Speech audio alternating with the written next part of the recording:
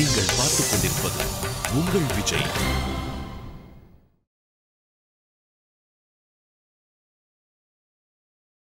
மக்கள் ஒவ்வொருவருக்கும் நோய் பற்றிய சந்தேகமும் அது தனக்கு வந்துவிடுமோ என்ற அச்சமும் உள்ளூர இருக்கிறது. எல்லா கேள்விகளுக்கும் பதில் ஒன்று இருக்கிறது. எல்லா சந்தேகங்களுக்கும் தீர்வு ஒன்றும் இருக்கிறது. நோய்களையும் அதன் சிக்கல்களையும் நம்பிக்கையுடன் கடப்போம். உங்கள் வீடுதோறும் பாயப்போகும் நம்பிக்கை வெளிச்சமே இந்த நிகழ்ச்சி.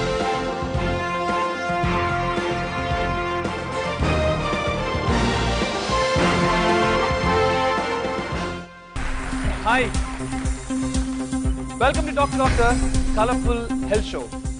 Fantastic ஒரு அனுபவம். உங்களை எல்லாரையும் வரவேற்கல ரொம்ப சந்தோஷப்படுறேன். Welcome to the show, welcome to the show, welcome to the show. நாம ஜீரணிக்க முடியாத எந்த விஷயத்தையும் இன்னைக்கு பேச போறது இல்லை. ஆனா நம்ம பேச போறது முழுக்க அஜீரணத்தை பத்தி தான். நிறைய ஆசிட் ப்ராப்ளம், உணவு செரிக்க மாட்டுது, மோஷன் பிரச்சனை, இடை குறைவு, இந்த மாதிரி பல ப்ராப்ளம்ஸ் இன்னைக்கு எல்லாருக்கும் இருக்கு.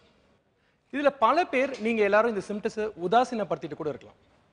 அஜீரண பிரச்சனை மைல்ட், மாடரேட், சிவியர், அதாவது grade 1, grade 2, grade 3, grade 4, grade 5னு 5 பகுதியாக நம்ம பிரிச்சிருக்கோம். கிரேட் 1 நெஞ்செரிச்சல், ஏப்பம். இந்த பிரச்சனை இருக்கவங்க யாராவது இந்த குரூப்ல இருக்காங்களா? நெஞ்செரிச்சல், ஏப்பம் உள்ளவங்களாம் வாங்க, லெவல் 1ல போய் நில்லுங்க. இந்த சிம்டம்ஸ் ஒரு ரொம்ப காமனான சிம்டம். நம்மள பல பேருக்கு இருக்கலாம் இந்த சிம்டம்ஸ். இந்த சிம்டம்ஸ் இதெல்லாம் ஒரு பெரிய பிரச்சனையா, இதை பத்தி என்ன ஒரு பெரிய அஜீரண கோளாறு நினைச்சிட்டு இருக்கவங்க நிறைய பேர் இருக்காங்க. ரெண்டாவது, வயிறு எரிச்சல், தூக்கமின்மை. தூக்கம் இல்லாதவங்கலாம் இந்த பக்கம் வந்து நில்லுங்க, லெவல் 2, வயிறு எரிச்சல், தூக்கமின்மை.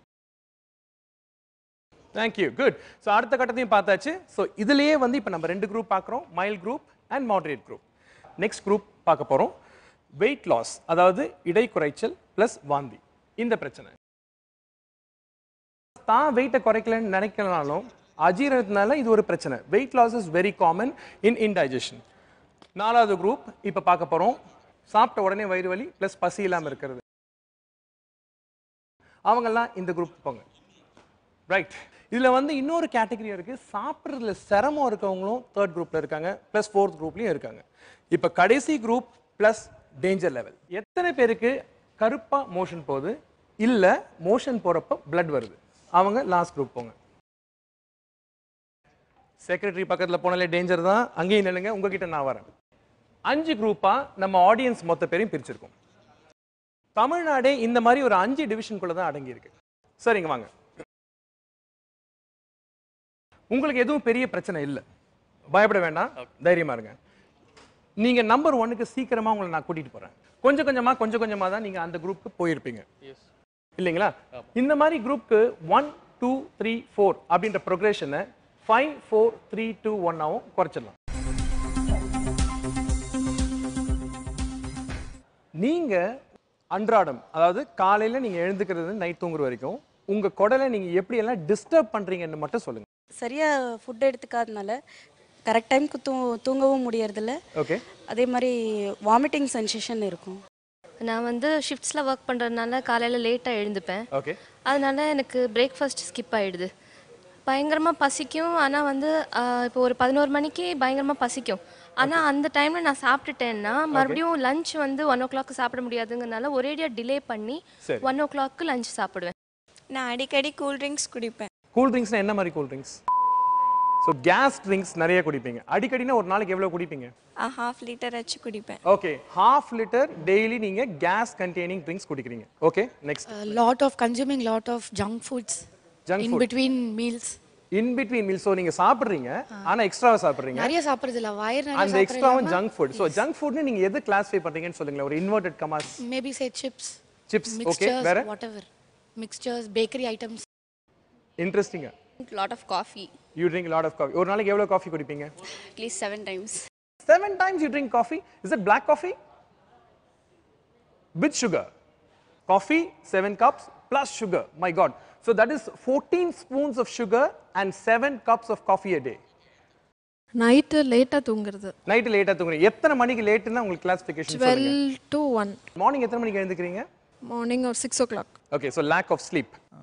அதிகமாக ஹோட்டல் சாப்பாடு ஜாஸ்தி சாப்பிட்றதுனால. ஓகே, ஹோட்டல்ஸ் ஒரு வாரத்தில் எத்தனை தடவை சாப்பிடுங்க? ஒரு வாரத்தில் மினிமம் 3 to 4 டைம்ஸ். ஸ்மோக் பண்ணுவேன். ஸ்மோக் பண்ணுவீங்க. ஓகே. ட்ரிங்க்ஸ் ட்ரிங்கிங் ஆல்கஹால் எடுத்துட்டா நிறைய problem. Okay, alcohol right. So we have an open confession. Okay, பரவாயில்ல, இட்ஸ் குட். நீங்கள் சொன்னது நல்லது தான். ஏன்னா அஜீரண கோளாறுக்கு அது ஒரு முக்கியமான காரணம். அதை பற்றி பேசுவோம். நிறைய பேர் சொன்ன பிரச்சனை அன்டைமிங் மீல்ஸ், இந்த மாதிரி வந்து ஒழுங்காக சாப்பிட்றது, ஹோட்டலில் சாப்பிட்றது. I have a panel of doctors with me. Number 1, I would like to introduce Dr. Thaimanvan. He is a former professor and head of the Department of Gastroenterology, Madurai Medical College. I would love to introduce Dr. Basumani. He is a gastroenterologist working in one of the private hospitals in Chennai. இவர் யூகேல ஒரு 14 வருஷம் train பண்ணியிருக்காரு. நிறைய papers publish பண்ணியிருக்காரு, நிறைய meetings attend பண்ணியிருக்காரு. And இவருடைய இன்ட்ரெஸ்ட் எண்டோஸ்கோபி, அதாவது கேமரா உள்ளே போட்டு பார்க்குறது. அது தவிர எல்லாமே ஈரல் சம்பந்தப்பட்ட பிரச்சனைகளையும் sir expert. Next I would like to introduce doctor Vani Vijay.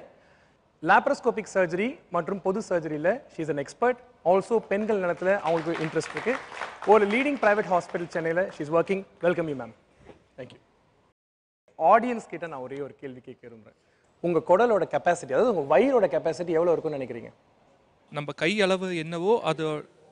இது கை அளவுனா நீங்கள் ஒரு பிரியாணியில் அரை பிரியாணி சாப்பிட்டீங்கனாலே ஃபில் ஆகிடுமே. அப்படின்னா இப்போ எல்லாருமே 40 கிலோ கம்மியாக தான் இருப்போம். Probably it expands. Probably expands. சரி, ஒரு கேன் தண்ணி ஊற்றுறோன்னு வச்சுக்கோங்களேன், எவ்வளோ தாங்கும்னு நினைக்கிறீங்க வெடிக்காம?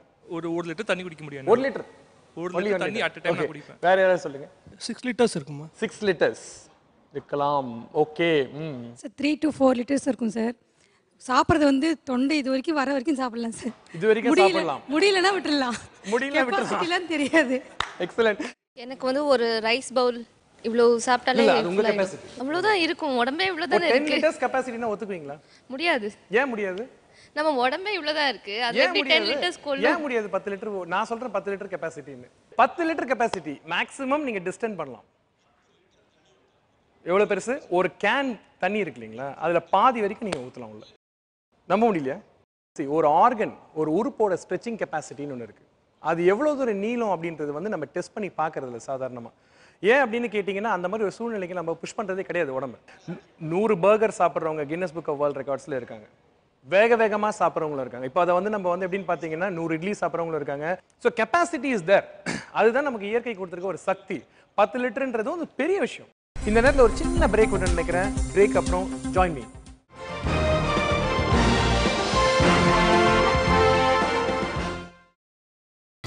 நீங்கள் பார்த்துக் கொண்டிருப்பது உங்கள் Vijay. Welcome to doctor colourful health show. Sir நீங்க சொல்லுங்க சார். Doctor Thaimanan please. நம்ம சாப்பாட்டில் வந்து carbohydrates, proteins, fats, minerals, vitamins, இதுதான் முக்கியமான சாப்பாடுகள் நம்மளோட உறுப்புகள் இருக்குது. உள்ளே போன உடனே ப்ரோட்டீன்ஸ் வந்து ப்ரோட்டீன்ஸை அப்சார்ப் ஆகாது. ப்ரோட்டீன்ஸை வந்து அது பேசிக் அமினோ ஆசிட்ஸை பிரேக் டவுன் பண்ணணும். அதை நம்ம குடல் என்ன பண்ணுதுன்னா, இருக்கக்கூடிய நம்ம சாப்பாடுகள் நம்ம சாப்பிட்றது வந்து பேசிக் கான்ஸ்டிட்யூன்ஸில் வந்தாச்சுன்னா அது உடம்போட சேரும். மீதி இருக்கிறது சக்கையாக வெளியே போகுது. ஸோ ஒரு 6 மாத குழந்தைக்கு நீங்கள் கொடுக்குற ஃபுட்டு மாதிரி தான் வயிறுக்குள்ளே போகிற ஃபுட் மாறி அதுக்கப்புறம் அது டைஜஸ்ட் ஆகி அதுக்கப்புறம் பாடி அதை அப்சர்வ் பண்ணிக்குது. ஸோ நீங்கள் சாப்பிட்ற எந்த ஃபுட்டுமே காம்ப்ளெக்ஸ் ஃபுட். ஆனால் complex food is broken down to simple food and then simple food is digested. ஒரு இன்ட்ரெஸ்டிங்காக ஒரு கேட்டார், யாருமே பதில் சொல்லலை. குடலோட லென்த் என்னன்னு கேட்டார். சிறுகுடலோட இருந்து 21 அடி, 21 feet. 6 feet multiplied by 3, add half of my size, 21 feet. வயிறை வந்து நான் காலேஜில் படிக்கிறப்போ எல்லாரும் மேஜிக் பாக்ஸ்னு சொல்லுவாங்க. உங்களை பொறுத்த வரைக்கும் அந்த மாதிரி மேஜிக் பாக்ஸ் அப்படின்னு சொல்றதுக்கு ஏதாவது ஒரு example, some interesting, what is the magic, why is it called the magic box? இயற்கையை பற்றியோ இல்லை படைப்பை பற்றியோ அதிசயிக்கணும்னா வானத்தையோ நட்சத்திரங்களே பார்க்க வேணாம், நமக்குள்ளே பார்த்துக்கிட்டா இன்னும் அதிகமாக வியக்கலாம். இது மாதிரி ஒரு மிஷினை யாரும் உருவாக்க முடியாது, யாரும் படைக்கவும் முடியாது.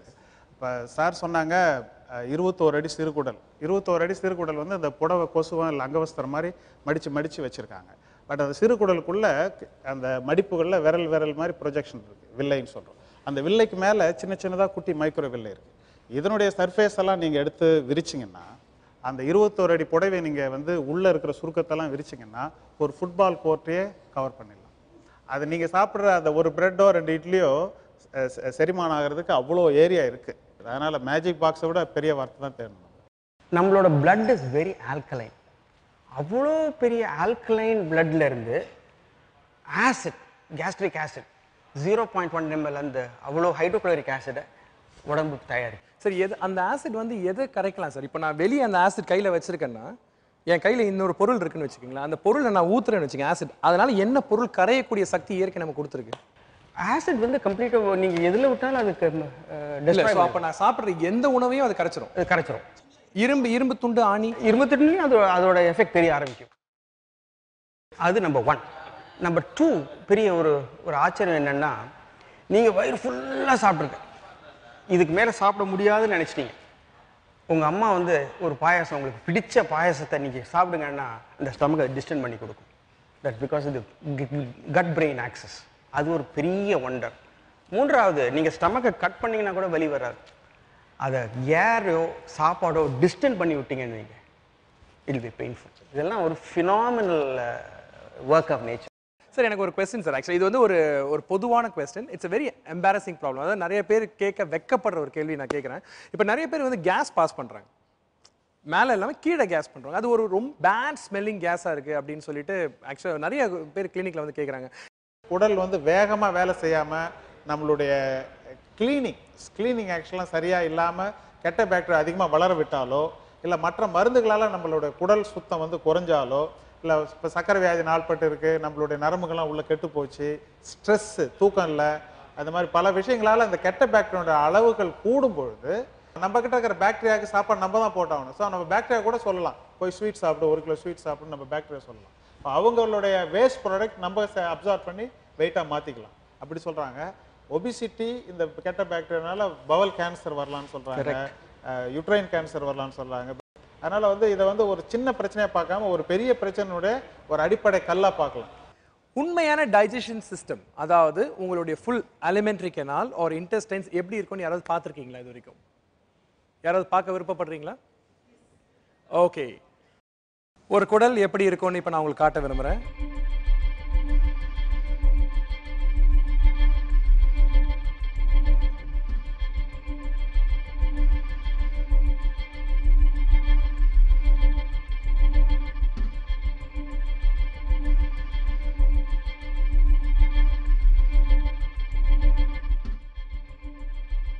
இதை இப்படியே பயந்து பார்க்குறவங்களுக்கெல்லாம் ஒரு சின்ன விஷயம், இதை தான் நாங்கள் தினமும் பார்த்துட்ருக்கோம், எப்படி இருக்கும்னு பாருங்கள். ஃபர்ஸ்ட் பார்ட், இது நுரையீரல். நுரையீரல் வந்து நம்ம அதை பற்றி எதுவும் பேச போகிறதில்ல. ஆனால் நான் இது முக்கியமாக எது காட்ட வேணும்னு பார்த்தீங்கன்னா, இதுதான் மூச்சுக்குழாய், இதுதான் உங்கள் உணவு குழாய். இது ஒரு ஆட்டுடைய குடல். ஸோ அதனால் யாரும் பயப்பட வேண்டாம், இது வழியாக தான் ஃபுட்டு உள்ளே போகுது. பார்த்துட்டிங்களா எப்படி உணவு உள்ளே போகுதுன்னு? ஸோ மேலேருந்து தொடங்குற உணவு குழாய் கீழே வந்து வயிறோடு சேருது. வயிறு எப்படி இருக்குன்னு பாருங்கள், வயிறு தொட்டு பாருங்க, எவ்வளோ கடினமாக இருக்குது. இதை சீக்கிரமாக வந்து நீங்கள் வெட்டியோ கிழிக்கவோ குத்தியோ எதுவும் பண்ண முடியாது. எத்தனை மடிப்புங்க இருக்குது உள்ளன்னு பாருங்கள். உங்கள் குடலோட கெப்பாசிட்டி அதிகமாக இருக்குது, அதிகமாக ஆக்க முடியும்னு காட்டுறதுக்கான ஒரு உதாரணம் இந்த ஆட்டோட ஒரு வயிறு. வயிறு என்ன ஆகும்னு பார்த்தீங்கன்னா, சாப்பிட விரியும். அது உள்ளே இருக்கக்கூடிய எத்தனை மடிப்புகள் இங்கே இருக்குன்னு பாருங்கள். ஸோ இது ஒரு சுருக்கமாக சொல்லணும், ஒரு கைக்குட்டை மாதிரி தான். எவ்வளோ இறுக்கமான ஒரு வயிறுன்னு பாருங்கள். வயிறை சாதாரணமாக அப்படி குத்திட முடியாது. இதை அப்படியே மடிச்சிட்டிங்கன்னா உள்ளே இருக்கிற எந்த விஷயமும் வெளியே தெரியாது. ஸோ நீங்கள் சாப்பிட்ற ஃபுட்டு உள்ளே வந்து குடலுக்குள்ளே போய், இதுதான் சிறுகுடல். சிறுகுடலில் தான் நீங்கள் சாப்பிட்ட செரிச்ச உணவு முழுசும் உடம்பு வந்து உறிஞ்சிக்கும், இல்லை செரிச்ச உணவை அப்சார்ப் பண்ணிடும். செரிச்ச உணவு கடைசி எங்கே வரும்னு பார்த்தீங்கன்னா, பெருங்குடல் வழியாக வந்து மலத்வாரம் வெளியே மோஷனாக வந்துடும். இதே அளவு தான் கிட்டத்தட்ட மனிதன் அளவோட உடல். அந்த குடலோட அளவும் எவ்வளோ பெருசு தான். ஆனால் என்ன வித்தியாசம்னு பார்த்தீங்கன்னா, இன்னும் நீளம் அதிகமாக இருக்கும். இப்போ நம்ம கொழுப்புன்னு சொல்கிறோம், தொப்புன்னு சொல்கிறோம். அது எந்த பகுதியில் படியுதுன்னு பார்த்தீங்கன்னா, குடலோட இந்த பகுதி, இன்டெஸ்டைனில் இருக்கக்கூடிய இந்த பகுதி, இது பேர் வந்து ஒமெண்டம்னு சொல்லுவாங்க. இந்த ஒமெண்டம் மேலே தான் அந்த கொழுப்பு படருது. இந்த ஒமெண்டம் மேலே கொழுப்பு படறதான் தொப்பை மற்றும் வயிறு அளவு பெருசாகுது. ஏன் அது தப்புன்னு சொல்கிறோன்னு பார்த்தீங்கன்னா, அந்த கொழுப்புக்கும் ஹார்ட் வந்து பிளட்டை பம்ப் பண்ணும், கிட்னிஸ் எக்ஸ்ட்ராவாக வேலை செய்யும். ஸோ அதை செய்யக்கூடிய அந்த வேலை உடம்போட இதயத்தோட வேலையும் அதிகமாக்கும், அதே சமயம் கிட்னியோட வேலையை அதிகமாக்கும், பிளட் ப்ரெஷர் அதிகமாக்கும். இந்த அமைப்பு நீங்கள் தெரிஞ்சுக்கணும். அது பாட்டு அதோட வேலையை பண்ணிட்டு இருந்துச்சுன்னா யாரையும் அது ஒன்றும் டிஸ்டர்ப் பண்ணாது. நீங்கள் ஏதாவது உபத்திரவம் கொடுத்தீங்கன்னா தான் அது தொந்தரவாக மாறும். அதுக்காக தான் அதை மெயினாக காட்டுறோம். லேடிஸ்க்கு ஜென்ஸ்க்கும் குடலில் மாறுபாடு ஏதாவது இருக்குங்களா? இல்லை, nothing is different. If it's your turn, உங்ககிட்ட நீங்கள் என்ன கேள்வி இருக்கீங்களா? The best doctors are here, please. Sometimes they say when you overeat, gastrics form ஆகும். When you eat less also it forms. But how is it actually differentiated? I mean, how is it forming? ரெண்டு நாளையும் வரும், over eating and under eating. First உங்களுக்கு வந்து case வயிற்றில் இருக்கிறது எதுனாலங்கிறது முதல்ல தெரிஞ்சுக்க. கேஸ் உடம்புல உற்பத்தி ஆகிறது கிடையாது. நம்ம ஒரு எச்சி முழுங்கும் போதும் ஸ்மால் குவான்டிட்டி ஆஃப் ஏர் உள்ளே போகுது, உங்களுக்கு தெரியாமலே அது வாய் வழியே வெளியே வந்துடுது. certain amount of small collection accumulates inside the stomach, ரைட்டா? அது வந்து சிக்னிஃபிகண்ட்டாக உங்களை பாதிக்காது. ரெண்டாவது கேஸ் வந்து நம்மளோட ப்ராடக்ட்ஸ் ஆஃப் டைஜஷன் ஸ்மால் இன்டெஸ்டைனில் போயிட்டு இருக்கும்போது gases like hydrogen sulfide, methane, they are produced. So total quantity of gas in the stomach is approximately 200 cc. இது நம்ம சில சமயம் ஏப்பத்தான் எடுத்துருவோம், சில சமயம் கீழே வந்து கேஸாக நம்ம போகிறோம். இது அப்சல்யூட்லி நார்மல். நீங்கள் சொல்கிறது கொஞ்சம் சாப்பிட்டா கூட வயிறு உப்பசமாக இருக்குது அப்படின்னு சொல்கிறது ரெண்டு காரணத்தினால வரலாம். ஒன்று, உங்களோட கெப்பாசிட்டியை நீங்கள் எக்ஸீட் பண்ணுறீங்க, நீங்கள் சாப்பிடக்கூடிய ஃபுட்ஸ் ஐட்டம்ஸ் நான் டைஜஸ்டபிளாக இருக்கும். ஆர் உங்கள் mentally you're not happy eating.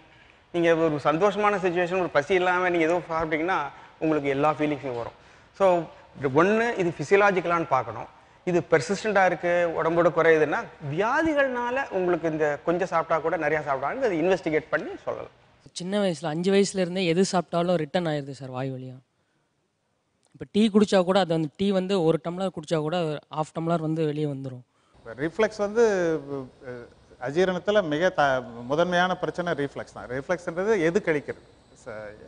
யாரும் இருக்கும் இடத்தில் இருந்து விட்டால் தான் எல்லாம் சௌக்கியன்ற மாதிரி ஒரு வழியாக உள்ளே போன உணவு அமிலத்து கூட கலந்து இறைப்பைக்குள்ளேயே இருந்தால் நல்லது. அது வரக்கூடாத இடத்துக்கு ஒரு வழி பாதையிலிருந்து திருப்பி ரிவர்ஸ் டிராஃபிக் வந்தாக்கா எல்லாருக்குமே இடைஞ்சல் தான். ஆனால் சில சமயம் அந்த சுருக்கம், அந்த மேலே இருக்கக்கூடிய ஒரு வேல்வ் இருக்குது, லோவர் இசோஃபேஜியல் ஸ்பிங்க்டர்னு சொல்லுவாங்க. சில டைம் அந்த வேல்வ் வந்து சரியாக மூடாத பட்சத்தில் இந்த மாதிரி எது கழிச்சு வரதுக்கான வாய்ப்புகள் உண்டு. இதுக்கான சொல்யூஷன் இருக்கா இல்லையா? என்ன சார் பண்ணலாம்? ரிஃப்ளெக்ஸ் இருக்கவங்களுக்கு என்ன பண்ணலாம் சார்? எப்பயோ ஒரு தடவை வந்து இப்போ விருது சாப்பாடுக்கு அப்புறம் இல்லை லேட்டாக சாப்பிட்டோம், கண்ணு முடிச்சதுக்கப்புறம் நெஞ்சு எரிச்சல் வர்றது சகஜம், சாதாரணம். அப்போ வந்து கடையில் கிடைக்கிற ஒரு ஆன்டாசிட்னு சொல்லுவாங்க, அதை வாங்கி சாப்பிட்றதோ ஆல்ஜினேட்னு ஒன்று வாங்கி சாப்பிட்றதோ ஓகே. ஆனால் அதை தொடர்ந்தோ அடிக்கடியோ சாப்பிடக்கூடாது. அடிக்கடி வந்தாக்கா லைஃப் ஸ்டைலை கண்டிப்பாக மாற்றி ஆகணும். இப்போ இருக்கிற வாழ்க்கை முறை, உணவு முறை, ஹோட்டலில் சாப்பிட்றது இவ்வளோ நெருக்கடிகள் இருந்தால் கூட கூடுமான வரைக்கும் அந்த வயிறை ஃபுல்லாக நிரப்பாமல் சாப்பிட்றது. இல்லை சார், இப்போ 3 இயர்ஸாக லஞ்ச் எதுவுமே எடுத்துக்கிறதுக்கு காலேஜ் போனனால மதியத்தில் வரும்போது கிளாஸில் உட்காந்துருக்கும் போது டிஸ்டர்பன்ஸாக இருக்கும். சரி, அதனால ரொட்டீன் ஆக்டிவிட்டீஸை பாதிக்குது. ரப்பர் பேண்டன் சார் சொன்னார் இல்லையா, அந்த ஸ்பிங்க்டர் அப்படின்னு, அது ரொம்ப லூஸாக இருந்தால் அதை டைட்டன் பண்ணுறதுக்கு சர்ஜரி ஏதாவது பண்ணணும், தேவைப்படலாம். ஏன்னா உங்கள் கதவுல பிரச்சனை இருக்குது, டாக்டர் கதவு மறுபடியும் தட்டுங்க. இந்த நேரத்தில் ஒரு சின்ன பிரேக் விட்டு நினைக்கிறேன். பிரேக் அப்புறம் join me.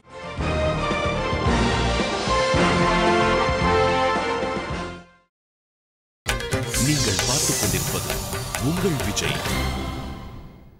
Welcome back to doctor your favourite health show. இப்போ எனக்கு வந்து தேங்காய் எடுத்துக்கிட்டாலே வந்து டைஜஷன் ப்ராப்ளம் வந்துடுது. உங்களுக்கு தேங்காய்னா எனக்கு பக்கோடாவில் இருக்கிற அந்த ஆனியன் வறுக்கப்பட்ட அந்த மெல்லிய ஆனியன் தூள் அது வந்து மேலே மிதந்துட்டுருக்கும். இப்போ வந்து எந்த இதையுமே நீங்கள் சஸ்பெண்ட் பண்ணிங்கன்னா திரவம் அப்புறம் அதுக்கு மேலே வந்து வாயு. பட் வாயுவில் வந்து நொதிப்பு, அதில் வந்து உங்களுக்கு தேங்காயோ எனக்கு ஒரு வெங்காய பிஸ்ரோ வந்து பண்ணும்போது ஓஹோ காற்று தான் இங்கே மிதந்துட்டு இருக்குன்றதுக்காக இயற்கை வந்து திறந்து விடும்போது அந்த தேங்காயும் அந்த நொதிப்பும் அந்த அமிலம் சேர்ந்த ஒரு விரும்பத்தகாத ஒரு வந்து எதுக்களிக்கிறது. அதனால் வந்து அஃபெண்டிங் ஃபுட் நமக்கு எது வந்து தொந்தரவு கொடுக்குதோ, ஒருவனுடைய உணவு மற்றவனுடைய விஷன்றாங்க, அதை நமக்கு எது பிரச்சனை கொடுக்குதோ அதை தவிர்க்க முடியாத அன்னைக்கு சாப்பிட்டுட்டு உடனே படுக்கக்கூடாது, 2 மணி நேரம் கேப் விட்டு படுக்கும். I don't give the gap கொடுக்க மாட்டேன், meal and sleep. Oh, okay. I overeat சாப்பிட்டு late night வந்துட்டு சாப்பிட்டு but immediately எவ்வளவு நேரத்துல படுப்பீங்க? It will be a half an hour or 20 minutes like that. Okay. So that நம்ம ஊர்ல இது வந்து ஒரு completely it's a normal phenomenon. இது பிரச்சனையே நிறைய பேர் ஒத்துக்கிறது இல்ல. நைட் லேட்டா சாப்பிடுறோம் சார், ரொம்ப காமன். தமிழ்நாட்டுல வந்து லேட்டா நைட் சாப்பிட யாருமே கிடையாது, இன்க்ளூடிங் நீங்க சார், மேம், நான் எல்லாருமே கிளினிக் முடிச்சுட்டு வரோம், ஹாஸ்பிடல் முடிச்சுட்டு வரோம், லேட் நைட் சாப்பிட்டு படுக்கிறோம். என்ன ஆகும்? உணவு குழாய் வந்து ஒரு டியூப், வயிறு வந்து ஒரு குடம். இப்போ குடத்தில் வந்து தண்ணி வந்து சாய்ச்சிங்கனாக்கா அந்த டியூப்பில் வந்துடும். ஸோ அதனால் வந்து டியூப் வந்து வலது பக்கமாக சொருகிறதுனால இடது பக்கம் படுத்தா கொஞ்சம் தப்பிச்சிக்கலாம்.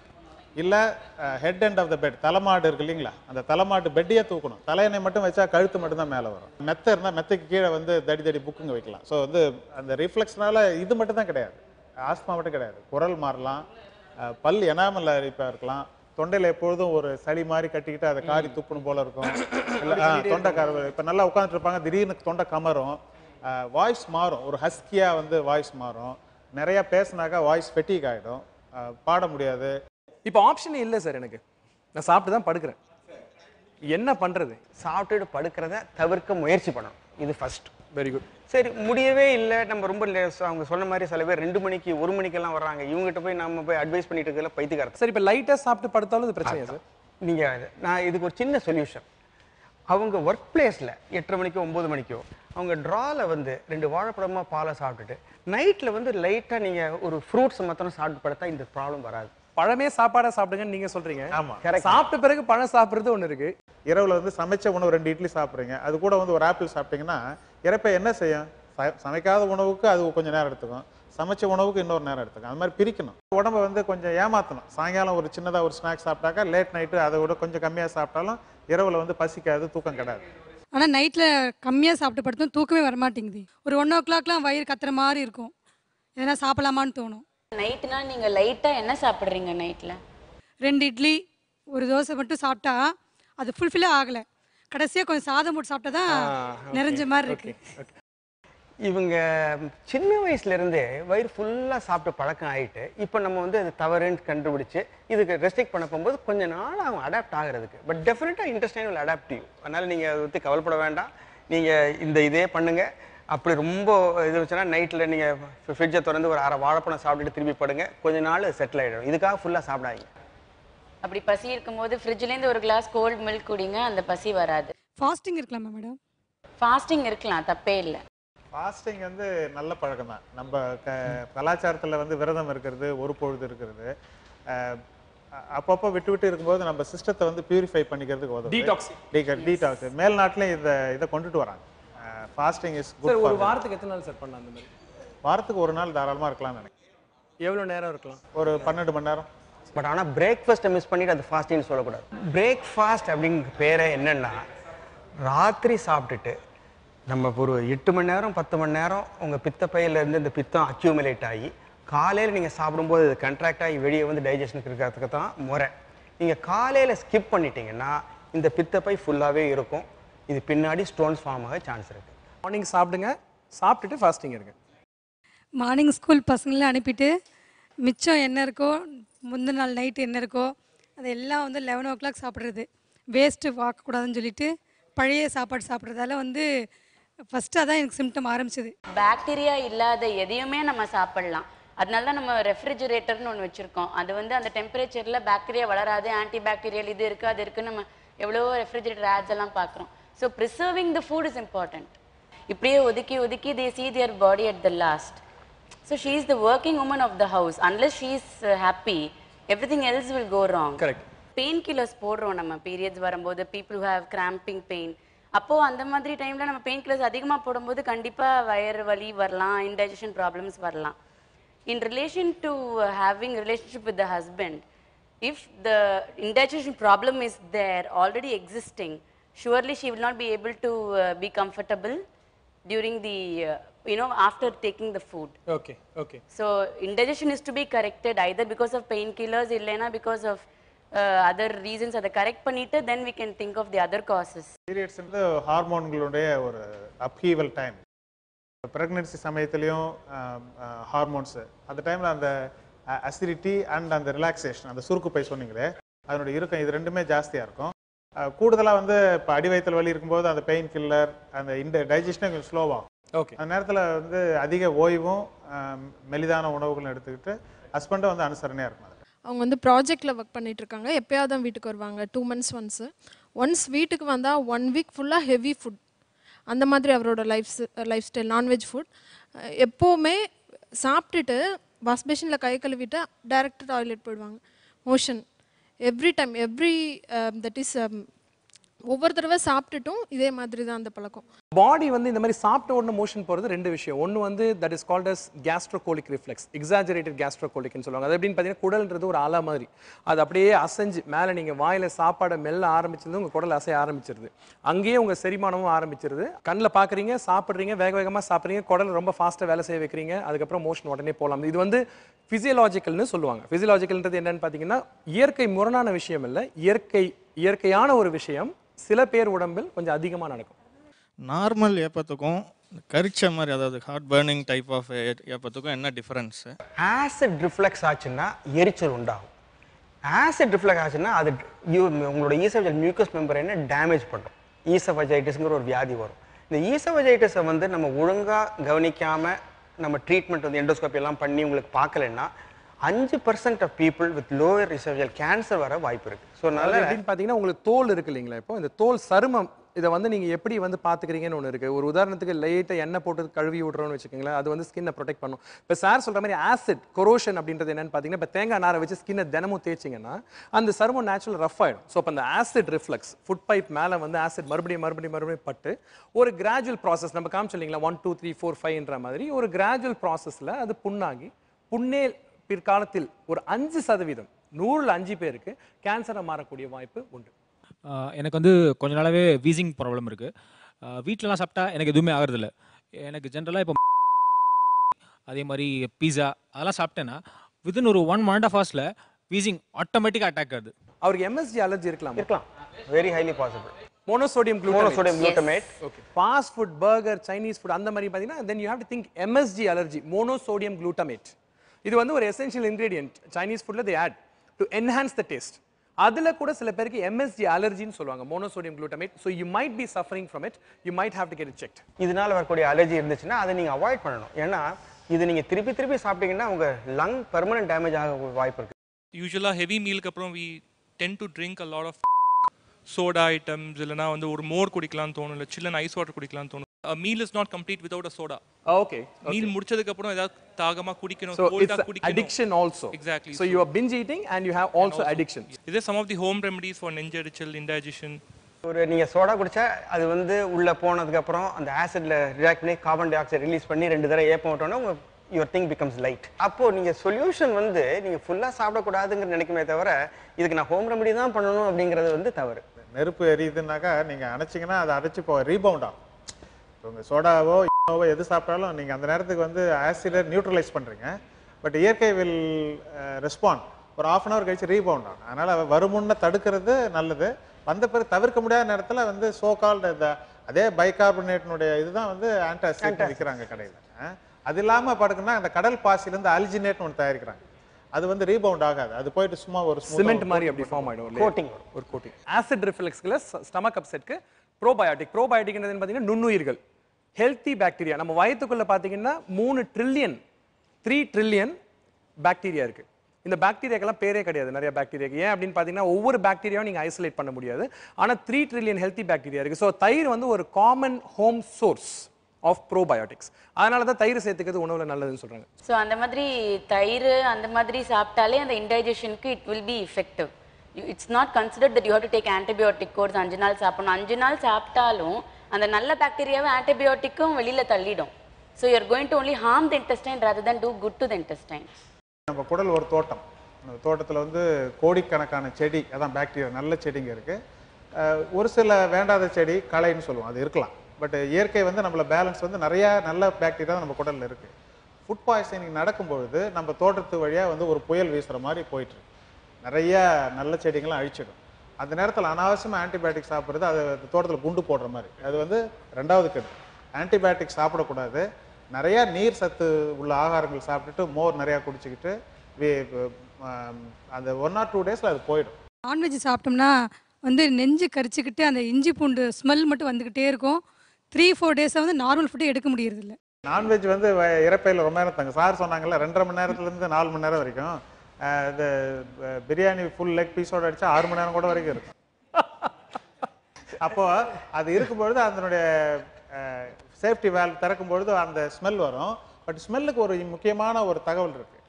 நம்ம வந்து எவால்வ் ஆகும்போது, நம்ம மனிதன் எவால்வ் ஆகும்போது வாசனை வந்து ரொம்ப முக்கியம். இப்போ மூக்கு பின்னாடி இருந்துன்னு வச்சுங்க, ஒரு சாப்பாடு கெட்டுருக்கா இல்லையான்னு நம்ம சாப்பிட்றோம், உள்ளே தள்ளிடுவோம் இல்லைங்களா? சாப்பிட போகும்போதே அது நல்லதா கெட்டதான்னு கண்டுபிடிக்க மூக்கு வந்து வாய்க்கு மேலே இருக்குது. அப்போ வந்து அந்த ஸ்மெல் வந்து மூளையை பாதித்து உங்களுடைய கெட்ட நினைவாக வந்து பதிஞ்சிடுது. இப்போ அந்த மெமரி தான் உங்களுக்கு அடுத்த 3 நாள் வரைக்கும் தொந்தரவு கொடுத்துட்ருக்கு. அதனால் எதுக்கு அகைன் வந்து இந்த தீம் என்னென்னா, உங்களுக்கு ஒத்துக்கலைன்னா விட்டுடுங்க, கோழிக்கு நல்லது. இந்த நேரத்தில் ஒரு சின்ன பிரேக் விட்டு நினைக்கிறேன். பிரேக் அப்புறம் ஜாயின் மீ.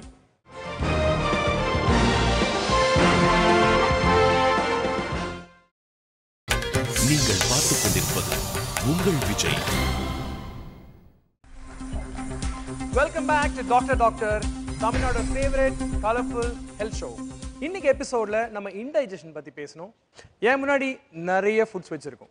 இப்போ இந்த ஃபுட்ஸ் எல்லாம் பார்த்தீங்கன்னா நம்ம தினமும் வீட்டில் நார்மலாக சாப்பிட்ற ஃபுட். நீங்கள் 1000 தான் பீஸா பர்கர் அப்படின்னு சொன்னாலும் அதெல்லாம் எப்போவாச்சும் ஒரு டைம் சாப்பிட்ற ஃபுட்டு தான். ஆனால் இங்கே இருக்க ஃபுட்ஸ் எல்லாம் பார்த்தீங்கன்னா நீங்கள் ரொம்ப காமனாக தினமும் சாப்பிட்ற ஃபுட் ஐட்டம்ஸ். இந்த ஃபுட் ஐட்டம்ஸில் எதெல்லாம் நல்ல ஃபுட், எதெல்லாம் கெட்ட ஃபுட், எதெல்லாம் சாப்பிடலாம், எதெல்லாம் சாப்பிடக்கூடாது, செரிமான பிரச்சனை உள்ளவங்களுக்காக தான் மெயினாக இதை ஃபோக்கஸ் பண்ணுறோமே தவிர ஜென்ரலாக இல்லை. இப்போது இதுக்காக நான் ஆடியன்ஸ்லேருந்து I am going to invite 2. இவ்வளோ ஃபுட் டைப்பில் which is the most irresistible that you want to taste right now? உங்களுக்கு samosa. Please have one for yourself and enjoy. உங்களுக்கு எது irresistible சொல்லுங்க. Parotta, veg fried rice, veg biryani. Veg biryani and parotta. Parotta எடுத்து சாப்பிடுங்க. It's for you. I would like to call upon our lovely dietitian here. உங்ககிட்ட வந்து இன்னைக்கு ஃபுட்ஸை பற்றி பேச போகிறாங்க. Doctor Tharini, please welcome. இதில் வந்து மெயினாக நான் கேட்குற கேள்வி உங்களுக்கு, எதெல்லாம் வந்து இன்டைஜஷனை அதிகப்படுத்தும், இல்லை இன்டைஜஷன் இருக்கிறவங்களாம் சாப்பிடக்கூடாத ஃபுட்ஸ் எது? இப்போ சாப்பிடக்கூடாதுன்னு லெவலில் பொறுத்து இருக்குது. இப்போ லெவல் 3 லெவல் 4 சொன்னீங்களே, அவங்க நிச்சயமாக இந்த பூரியை வந்து முதல்ல ஏர்லி மார்னிங் சாப்பிட்டாங்கன்னா they'll have acid attack. So fried items of any kind, like people start with samosa, chips, that will actually bring an acid attack. Early morning very spicy or very fried foods not allowed.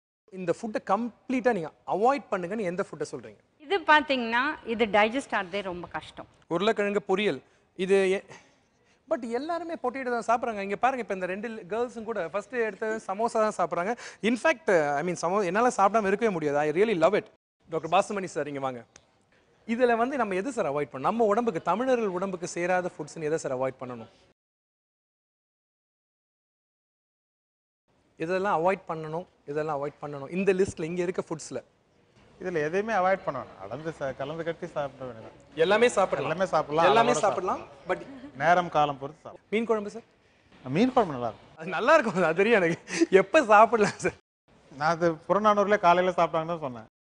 Sir நீங்கள் சொல்லுங்கள் sir, please come. எது சாப்பிடக்கூடாது, ஏதாவது particular foods ஏதாவது நீங்கள் சாப்பிடக்கூடாதுன்னு feel பண்ணுங்க? இந்த பக்கம் இருக்கிறது எதுவுமே சாப்பிடக்கூடாது. Very good ma'am. Spicy foods morning சாப்பிட்றது கண்டிப்பாக it will create more of acidity and all. Even pulisadam I would say if it is more of tamarind, அதில் வந்து நம்ம அவாய்ட் பண்ணிக்கிறது நல்லது. ஓகே. ஸோ அப்போ புளிசாதம் எடுத்து இந்த பக்கம் வச்சிடலாங்களா? ஓகே. எனக்கு பிரச்சனை என்னன்னு பார்த்தீங்கன்னா, இவங்க எல்லாரும் சொல்கிறது ஓகே, பட் எனக்கு இதுதான் பிடிக்குது. நீங்கள் சொல்லுங்கள், உங்களுக்கு எந்த சைட் ஃபுட் பிடிக்குதுன்னு? எனக்கு இந்த சைடு தான் பிடிக்குது. எது? Okay. So naturally tempting because foods எல்லாருடைய ஃபேவரட்டும் கூட. இதில் நம்ம முக்கியமாக பார்க்குறதுனா பார்த்து ருசிக்கிறத விட கொஞ்சம் கொஞ்சமாக சாப்பிடணுன்றது தான் மெயின் ஐடியா. இது இன்டைஜஷன் ப்ராப்ளத்தை சால்வ் பண்ணணும்னு நான் சொல்லலை, பட் குறைக்கும். இது அடாப்ட் பண்ணலை அப்படின்னா நம்ம கிரேட் 1லேருந்து கிரேட் 2க்கு போய் கிரேட் 3க்கு போய் கிரேட் 5க்கு வந்து சேர நிலைமை ரொம்ப நாளில் வராது. The duration will be very short. Spicy ஃபுட்டை குறைச்சிடுங்க. That is the most important thing. And late night மீல்ஸை மேக்ஸிமம் எவ்வளோக்கு எவ்வளோ அவாய்ட் பண்ண முடியும் அவாய்ட் பண்ணுங்கள். சாப்பிட்டுட்டு உடனே படுக்கிற பழக்கமும் வேண்டாம். இந்தியன் மெடிசனில் இந்த இன்டைஜஷன் ப்ராப்ளத்துக்கு என்ன சொல்யூஷன் இருக்குது, சித்த மருத்துவத்தில் இதுக்கு என்ன சொல்யூஷன் இருக்குது, இதை பற்றி பேசுகிறதுக்கு நான் டாக்டர் மைக்கேல் ஜெயராஜை இன்வைட் பண்ணுறேன். சார், இப்போ செரிமான பிரச்சனைக்கு நீங்கள் சித்த வைத்தியத்தில் என்ன சார் வைத்தியம் இருக்குது? சித்த வைத்தியம் அப்படின்னு பார்க்குறத விட வீட்டில் இருக்கிற அஞ்சரைப்பட்டி வைத்தியம் தான் சித்த மருத்துவத்துக்கு அடிப்படை. இப்போ செரிமானமாக ஒரு காயத்தை எடுத்து வெந்நில கரைச்சி சாப்பிட்டுக்கோங்க, பூண்டு அரைச்சி சாப்பிட்டுக்கிடலாம், இஞ்சி அரைச்சி சாப்பிட்டுக்கிடலாம். இதை விட முக்கியமாக பார்த்த முடியும்னா வாரம் ஒவ்வொரு ஞாயிற்றுக்கிழமையிலையும் இஞ்சி அரைச்சி குடிக்கிற பழக்கம் தமிழ்நாட்டில் இருந்தது. ஆனால் இப்போ யாருமே இந்த இஞ்சி பக்கத்தில் போகிறதில்ல. என்னன்னு கேட்டிங்கன்னா, இஞ்சி மேலே ஒரு தவறான கருத்து, இஞ்சி சாப்பிட்டா நெஞ்செரிச்சல் வந்துரும்ட்டு. ஆனால் ஆராய்ச்சிகள் தெளிவாக தெரிவிக்கிறது, இஞ்சியும் மிளகும் நெஞ்செரிச்சலை குணமாக்குமே ஒழிய வராது. இப்போ காலையில் இஞ்சி, கடும்பகல் சுக்கு, மாலையில் கடுக்காய், இப்படி சாப்பிட்டு வந்தோம்னா எந்த அஜீரண கோளாறுமே வராது. இஞ்சி சாப்பிடும்போது இஞ்சி மேல் தோலை நீக்கி விட்டு, மேல் தோலை ஒரு கத்தி வச்சு சீவி எடுத்து விட்டு நன்றாக, இப்போ நம்ம மிக்சி வந்துட்டு இப்போ அரைக்கணும்லாம் அவசியம் இல்லை, சிறு கீற்றுகளாக நறுக்கி அதை மிக்சியில் போட்டு அரைச்சி புழிஞ்சி சாறு எடுத்து லேசாக படிய வைக்கணும். அதில் ஒரு மாவு மாதிரி ஒரு பொருள் படியும். அது படிந்த பிறகு மேலே இருக்கிற பொருளை எடுத்து அந்த இஞ்சி சாறு எடுத்து சுரசம் பண்ணுவோம். லேசாக ஒரு சுரசம்னா அடுப்பில் வச்சு லேசாக சுருன்னு ஒரு சத்தம் வந்த உடனே அடுப்பு போட்டு இறக்கிடணும். அதான் சுரசம் பேர். இஞ்சி சாறு எடுத்து சுரசம் பண்ணி வெல்லம் கலந்தோ தேன் கலந்தோ, இப்போ சிறு குழந்தைகள்னா தேன் கலந்து கொடுக்கலாம், கொஞ்சம் வயசான ஆட்கள்னா வெல்லம் கலந்து கொடுக்கலாம், இல்லை அப்படியே கூட சாப்பிடலாம். அளவு வந்து சிறு குழந்தைகளுக்கு 2 முதல் 5 மில்லி, பெரிய ஆட்கள்னா 10 முதல் 15 மில்லி இஞ்சி சாறு குடிக்கலாம். மதியானம் என்ன சாப்பிடணும் சார்? மதியம் சுக்கு எப்படி சாப்பிடணும்? சுக்கு நம்ம பொதுவாக சுக்கு மல்லி காப்பின்னு சொல்லுவோம். கிராமப்புறங்கள் எல்லா ஊர்லயும் இருக்குது. அந்த சுக்கு கொஞ்சம் மல்லி, சுக்கு ஒரு 10 கிராம் எடுத்துக்கிட்டோம்னா மல்லி ஒரு 5 கிராம், தனியா அப்படின்னு சொல்லுவாங்க இதை, கொத்தமல்லி விதை இதுல ஒரு 10 கிராம்னா இதுல ஒரு 5 கிராம் எடுத்து கொஞ்சம் கருப்பட்டி பனை வெல்லம் கலந்து நம்ம காப்பியாக போட்டு ஒரு 11 மணிலேருந்து 12 மணிக்குள்ள குடிச்சிட்டு வந்தா ரொம்ப நல்லது. சுக்குக்கு புறநஞ்சு, கடுக்காய்க்கு அகநஞ்சு, இதுல உள்ள இருக்கிற கொட்டையை நீக்கிக்கிட்டு தான் நம்ம சாப்பிடணும். கடுக்காய் தோல்னு சொல்லுவோம். அதை உடைச்சோம்னா கடுக்காய் தோல் கிடைக்கும் நமக்கு. இந்த தோலை வந்து கடுக்காய் பொடி கடையிலே கிடைக்குது, நம்ம தயாரிக்கணும்னு அவசியம் இல்லை. அந்த பொடியை வந்து மாலை ஒரு 4 மணிலேருந்து 5 மணிக்குள்ள வாயில போட்டு கொஞ்சம் வெந்நீரோ இல்லை தேனோ, தேன்ல கலந்து வெறும் வயலே சாப்பிடலாம். இது கசப்பாலாம் இருக்கு, தோர்த்து கிடக்கு. வந்து வாழ்க்கை முறை. இன்னைக்கு நோய் வந்தாதான் சாப்பிடணும் இல்லை, நோய் வராமல் தடுப்பதற்கு உள்ள ஒரு முறை. இப்போ நம்ம ஆசிட் செக்ரேஷன் நவீன மருத்துவம் சொல்லுது இல்லையா, அதான் நம்ம வந்து சித்த மருத்துவம் தீன்னு பதிவு செய்து வைத்திருக்கிறது. அந்த தீயினுடைய அளவை தெரியாமல் நம்ம சாப்பிட்டுக்கிட்டே இருந்தோம்னா நோய் பெரிதாக வரும். இந்த தீயை சமனப்படுத்துவதற்கு எண்ணெய் குளியல் மிக மிக முக்கியமானது. எண்ணெய் குளியல் செய்யும் பொழுது உடம்பில் இருக்கிற எல்லா உறுப்புகளும் வலிமையடைவதோடு கூட உடம்பினுடைய சூடு வந்து தரமடையும். சிற்றாமணக்கு எண்ணெய் இது நம்ம ஊர்களில் வந்து எல்லா கிராமத்திலையும் மக்களே தயாரித்தது. எண்ணெய் என்று கடையில் போய் யாருமே வாங்கவில்லை. இப்பொழுது இந்த சிற்றாமணக்கு விதையை இன்னைக்கு தமிழ்நாட்டில் கிடைப்பது அரிதாக்கி விட்டது. இந்த சிற்றாமணக்கு விதைகளை நன்றாக கொதிக்க வைத்து அதிலிருந்து பெறக்கூடிய எண்ணெய் தான் சிற்றாமணக்கு எண்ணெய். இதில் தான் சமையல் முழுக்க நடந்தது.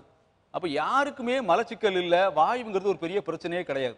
சாப்பாடை பார்க்க பிடிக்க மாட்டேங்குது அப்படின்னு ஒரு வார்த்தை சொல்லிட்டே இருந்தாங்க. அதுக்கு பேர் அன்ன துவேஷம்னு பேர்.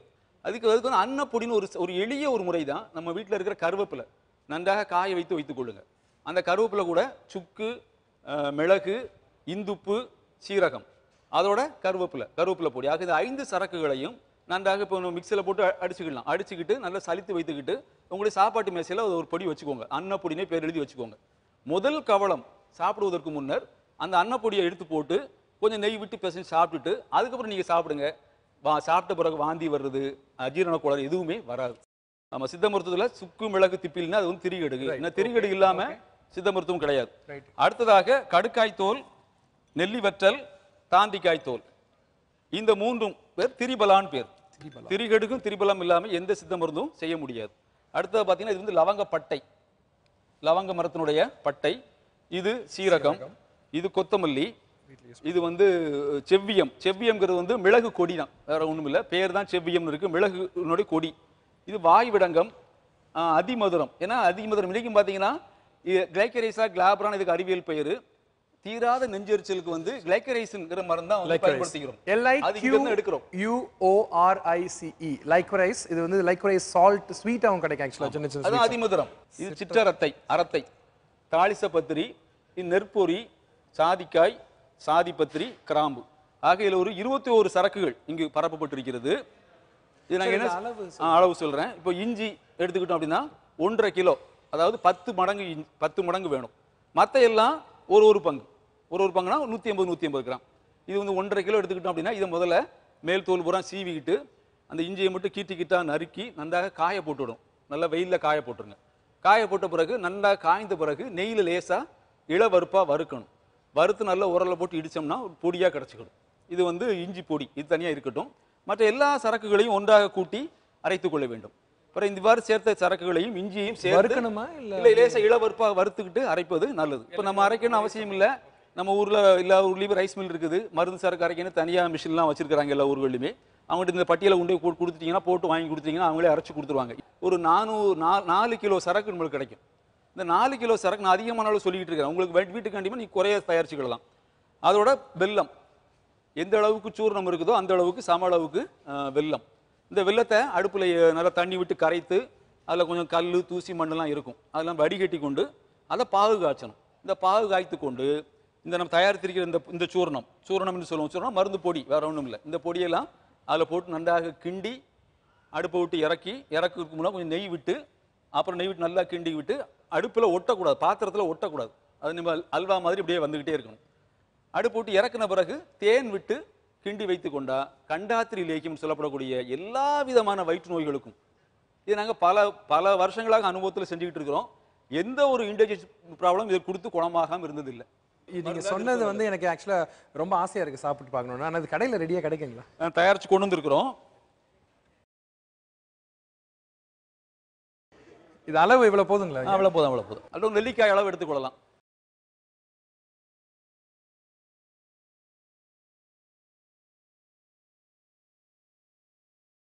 ஒவ்வொரு வாரமும் இதே மாதிரி டாக்டர் ஷோல வேற டாபிக்ஸ் பேசுவோம். Thanks a lot.